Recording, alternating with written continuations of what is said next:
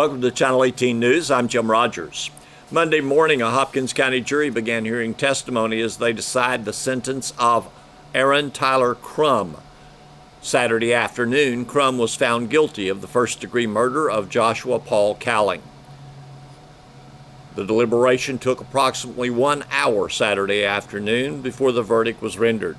The jury was picked on Monday, November 5th, and began hearing testimony on Tuesday morning. The trial continued each day with a 10 a.m. start on Friday and again Saturday morning. District Attorney Will Ramsey rested his case on Thursday morning after presenting 2 full days of testimony from witnesses and presenting more than 200 pieces of evidence related to the shooting death of Cowling. Defense Attorney Martin Brady called several people who attended the after-hours party at Crum's home on Pampa Street in February of this year. With the first-degree murder charge, Crum could face a sentence of from 5 years to 99 years or life in prison. The court reconvened Monday morning, 8:30 a.m. to begin the punishment phase. This will be a busy week for Hopkins County Commissioners when they return to work Tuesday. Commissioners Court meets in regular session Tuesday morning at 9 a.m. and a work session follows. The work session with FEMA on Wednesday and a special session to canvass the November 6th votes and other items on the agenda Friday. Here's Don Julian with a lot of sports. Well, we start in sports with some ticket information for the Thursday night by-district playoff game between the Sulphur Springs Wildcats and the Frisco High Raccoons, and they will go on sale Wednesday through Thursday at noon at Sulphur Springs High School. The pre-sale price is $7 for adults and $4 for students. Now, if you wait till game day, tickets on game day will be $10 online or at the gate on Thursday. All general admission tickets can be found at ticketsfriscoisd.org. On the website, pre-sale pricing will conclude at 11:59 on Wednesday night. So that's your ticket information for playoff game to be held at the Ford Center at the Star, the Wildcats and Frisco High School. That'll be Thursday at 7:30 p.m.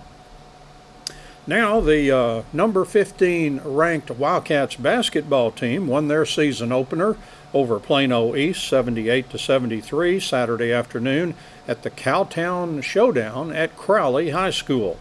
The Wildcats had 4 players in double figures. Keyston Willis had 27, Day Hall 16, Jeremiah Rowland 13, and Xavier Cork had 10. Cameron Kahn scored 9 points, and Grayson McClure had 3 points.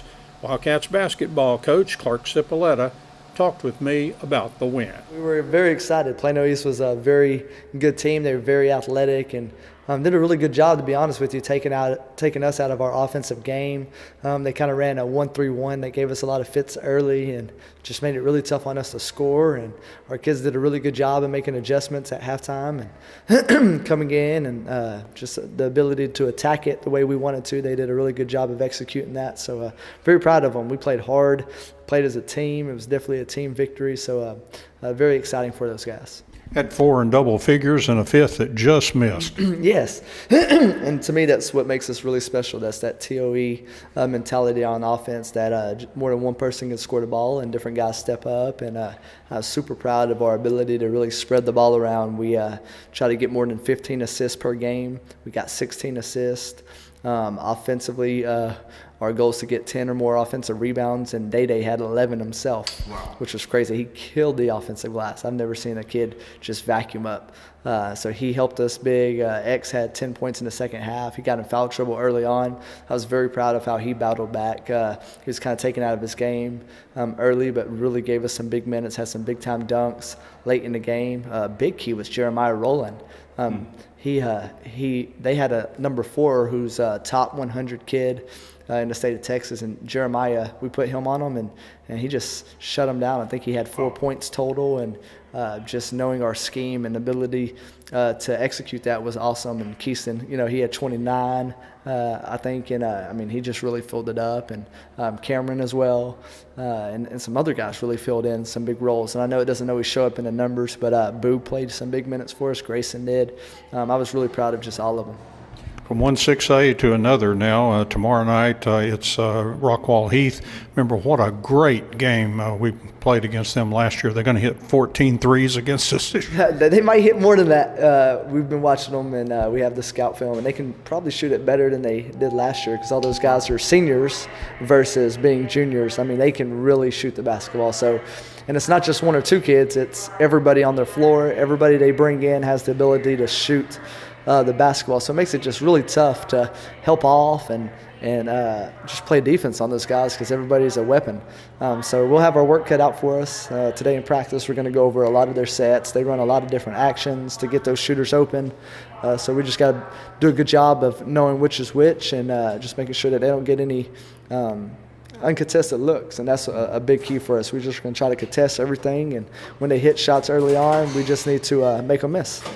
Anything that really stuck out that you feel like the team needs to work on, maybe the 1-3-1 defense? Hey, you know what? I was really proud of our ability to attack it in the second half. And actually, Rockwall Heath runs a 1-3-1 so I'm sure they got the film. As they seen, we probably struggled with it a little bit. So we'll be ready for it. We got some more stuff we're going to add in today to just give us a different look when some stuff isn't going. But we're a much better shooting team, too, when you – in the second quarter, I think we went 0 for 9 shooting the three ball. I think we were shooting at like 14% in the first half, and we're a much better three-point shooting team. So anytime you struggle shooting the ball in the zone, nothing you do is going to work anyway. So we just moved some guys around, got some little easier looks, and hopefully we can do the same against Rockwall come Tuesday.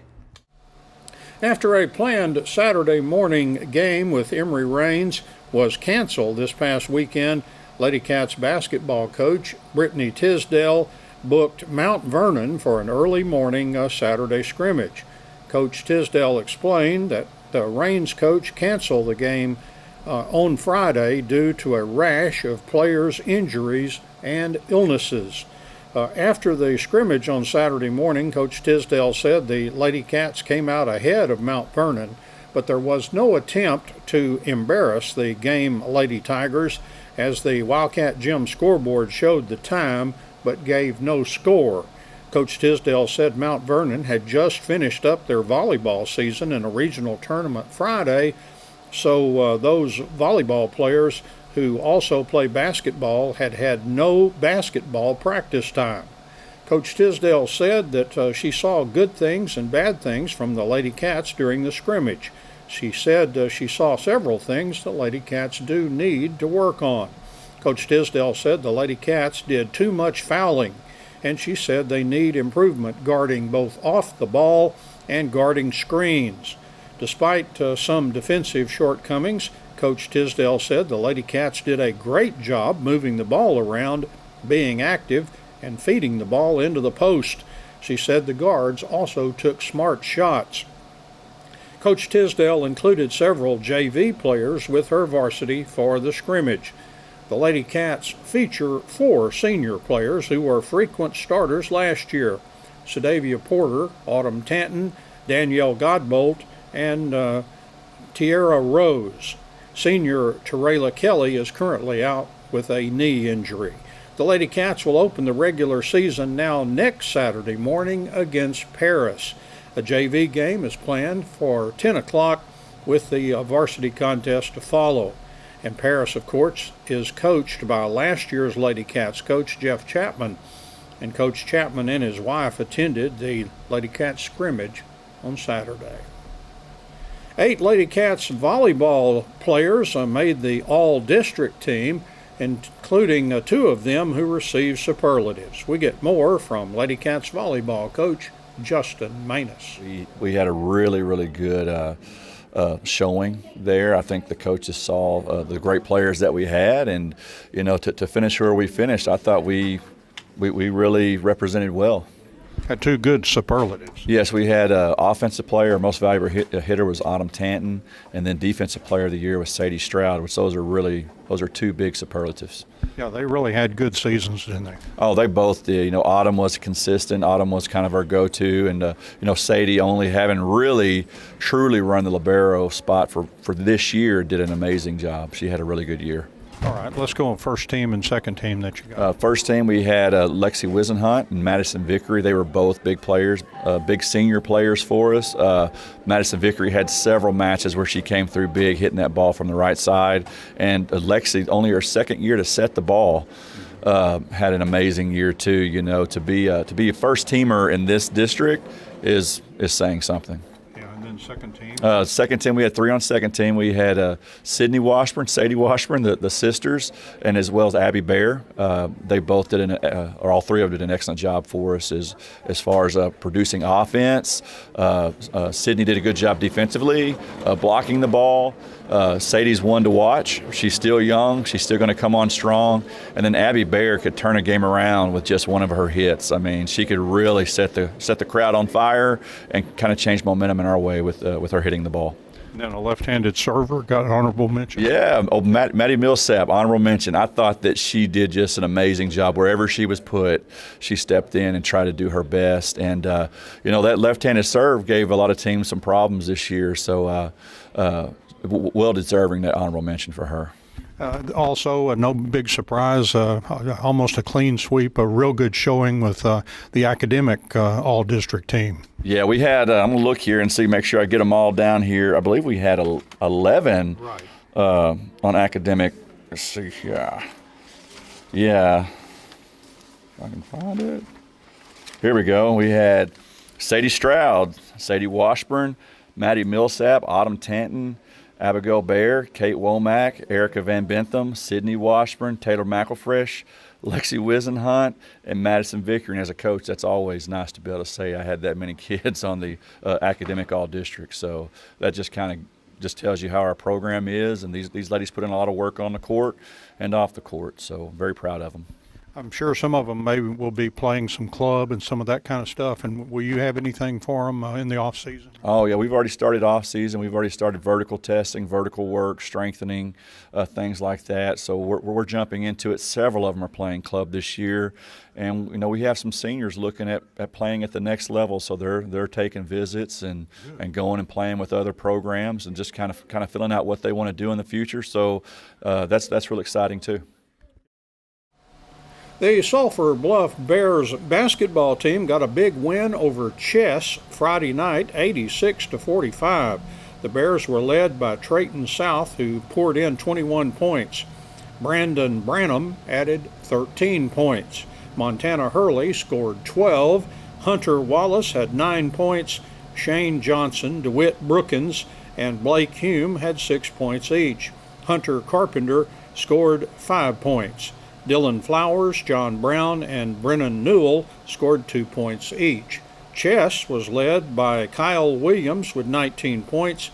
Josh McMorris had 11 points. Carson Voorhees added 8 points, and L.D. Horton scored 7 points.